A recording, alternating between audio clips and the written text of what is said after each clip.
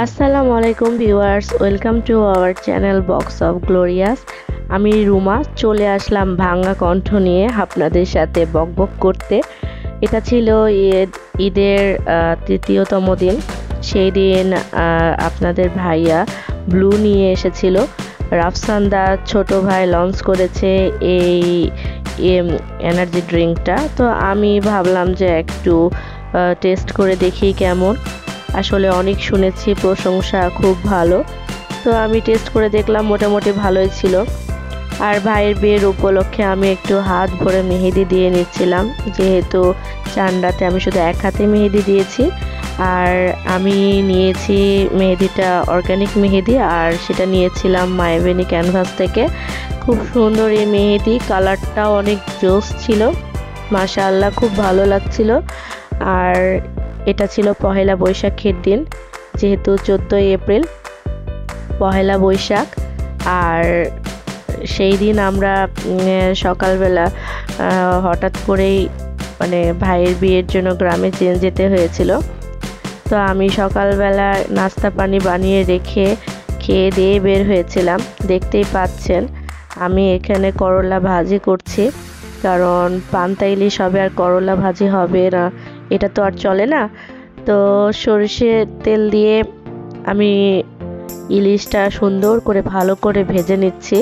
খুব সুন্দর একটা ফ্লেভার আসতেছে, মাশাআল্লাহ খেতেও অনেক মজা ছিল, কালারটাও দেখতে অনেক সুন্দর হয়েছে।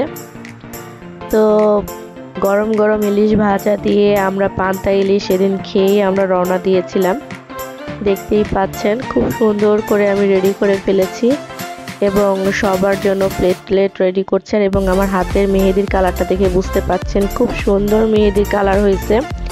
এবং মেহেদির এতটা সুন্দর কালার হবে আমি এক্সপেক্ট করিনি, অনেক সুন্দর কালার হয়েছে। এবং আমি মায়াবেনী ক্যানভাস থেকেই আমার মেহেদিটা নিতে বেশি পছন্দ করি। তো আপনারা যারা নিতে চান আমি ক্যাপশনে তার লিঙ্কটা অ্যাড করে দিব, আপনারা সেখান থেকে যোগাযোগ করে অর্গানিক মেহেদি কালেক্ট করতে পারবেন। এখানে দেখছেন আমার সব কিছু রেডি করা হয়ে গিয়েছে, সবাই খেতে চলে আসবে। আর আমি যেহেতু একটু দূরে যাব, তার জন্য আমরা তাড়াতাড়ি করে খেয়ে দিয়ে আমি একটু রেডি করছিলাম সব কিছু। তো এখানে দেখতেই পাচ্ছেন আমার প্লেট রেডি এবং খুব সুন্দর করে ডেকোরেশন করে ভিডিও করা হয়ে গিয়েছে, একটা ছবিও নেওয়া হয়ে গিয়েছে। পয়লা বৈশাখের সকালটা খুব সুন্দর ছিল। তারপর রওনা দিলাম গ্রামের পথে, যাচ্ছি তানোরের রাস্তাগুলো এত সুন্দর লাগে। আপনারা যারা রাজশাহী এসেছেন এবং রাজশাহী থেকে তানোরে ঘুরতে এসেছেন তারা জানেন বরেন্দ্র এলাকা কতটা সুন্দর হয়। তো চারপাশে সবুজ ধান এবং এই এলাকার জমিগুলো দেখতে অনেক সুন্দর লাগে, চারপাশে সবুজ হয়ে থাকে। তো আমরা যাচ্ছিলাম, তবে একটা জিনিস খুব মিস করছিলাম, আর সেটা হচ্ছে যে তানোরের রাস্তাতে অনেক বড় বড় গাছ ছিল, যে গাছগুলো কেটে ফেলা হয়েছে। সেটার জন্য বড়ই আফসোস লাগে আমার, কেন কাটা হয়েছে সেটা আমি জানি না। তবে যে কারণে কাটা হোক, আমার মনে হয় গাছগুলোকে রেখে অন্য কিছু প্ল্যানিং করা উচিত ছিল তাদের, কারণ এত সুন্দর সুন্দর গাছগুলো কাটা আমাদের জন্য আসলেই এটা পরিবেশ বান্ধব না। অন্য কিছু প্ল্যানিং করে গাছগুলোকে রাখা উচিত ছিল।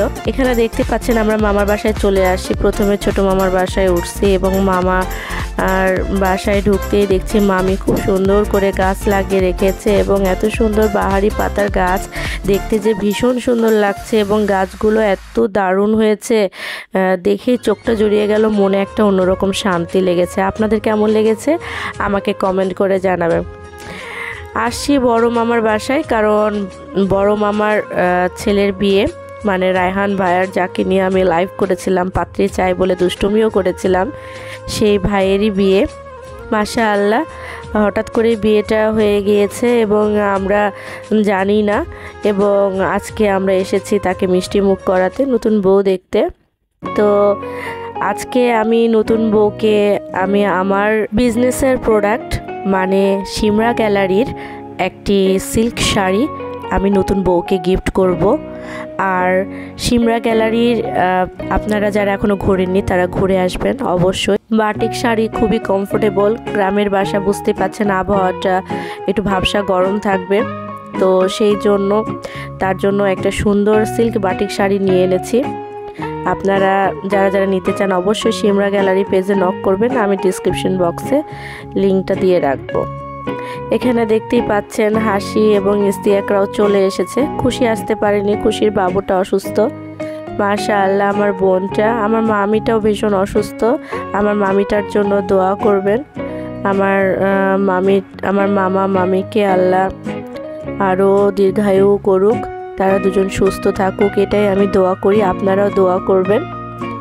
এখানে রাইফির আব্বু গ্রামে এসে খুব কমফোর্টেবল ফিল করে, কারণ গ্রামের বাড়ি ওর ভীষণ পছন্দ। এটা আমার আর একটা নানি। আমার নানিটা বেশ দুর্বল হয়ে গিয়েছে, আগে অনেক স্ট্রং ছিল এবং মাশাআল্লাহ দেখতে অনেক সুন্দর ছিল। নানির বয়স হয়ে গিয়েছে।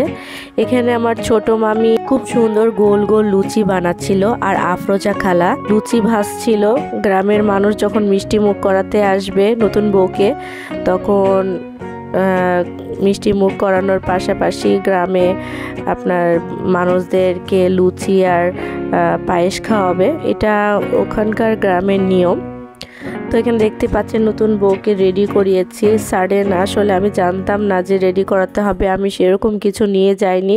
আমার হাতের কাছে যা ছিল সেভাবে ওকে রেডি করিয়েছি। জানি না কেমন ওকে রেডি করাতে পেরেছি। আমার ভাইয়ের বউকে কেমন লাগছে আমাকে কমেন্ট করে অবশ্যই জানাবেন। এবং তার পরনের এই বাটিক শাড়িটি আপনারা যদি অর্ডার করতে চান অবশ্যই আমাকে আমার পেজে নক করবেন, সিমরা গ্যালারি পেজ, এবং ডিসক্রিপশন বক্সে লিঙ্কটা দেওয়া থাকবে। এখানে দেখতে পাচ্ছেন আমি যেহেতু অনেক রাত হয়ে যাচ্ছিল, আমাদের গাড়ি ওয়েট করছিল, আমরা চলে যাব। তো এখানে আমরা তাড়াতাড়ি করে সবার আগেই মিষ্টি মুখ করালাম। তো ভাইয়ের সাথে একটু দুষ্টুমি করে নিলাম। মাশাআল্লাহ আমার ভাই এবং ভাইয়ের বউ দুজনকেই অনেক সুন্দর লাগছিল, খুব ভালো লাগছিল। রাইফির আব্বু অনেক খুশি ছিল, কারণ নতুন বউ এবং নতুন জামাই মানে দুজনকেই আসলে ভীষণ মানিয়েছে এই জন্য। তো আমরা খাইয়ে টাইয়ে আমরা চলে গেলাম ওখান থেকে। আর এখানে দেখতে পাচ্ছেন আমার ভাই এবং ভাইয়ের বউ, মাশাআল্লাহ ভীষণ ভালো লাগছে। আপনারা কি বলেন আমাকে কমেন্ট করে জানাবেন এবং ওদের জন্য দোয়া করবেন। ওদের দাম্পত্য জীবন অনেক সুন্দর যেন হয় এবং অনেক সমৃদ্ধি যেন হয়, এটাই আমি চাই। আল্লাহর কাছে চাই এদের পুরো পরিবার সুস্থ সবল এবং সুন্দরভাবে যেন পার করে, এটাই আমি চাই। তো আমার আরিফা আপু বেশ ছুটোছুটি করছিল, সে একা হাতে অনেক কিছু হ্যান্ডেল করেছে। মাশাআল্লাহ আমার আরিফা আপুর অনেক ধৈর্য, আরিফা আপু অনেক কিছু মেনটেন্যান্স করতে পারে। তো এখানে আমার মামা মামি দুজনাই আছে এবং ছেলে এবং ছেলের বউকে মিষ্টি মুখ করাচ্ছে। তো আমাদের মিষ্টি মুখ করানোর শেষে আমরা খাওয়া দাওয়া করলাম একটু, এবং আমরা এখন বাসার পথে আমরা আবার রওনা দিয়ে দিয়েছি। রাতে গ্রামের রাস্তাটা ভীষণ অদ্ভুত লাগে দেখতে। তো যারা চলাফেরা করে তাদের জন্য হয়তো বা ক্যাজুয়াল, কিন্তু আমার কাছে রাতের পরিবেশটা একদমই ডিফারেন্ট লাগে।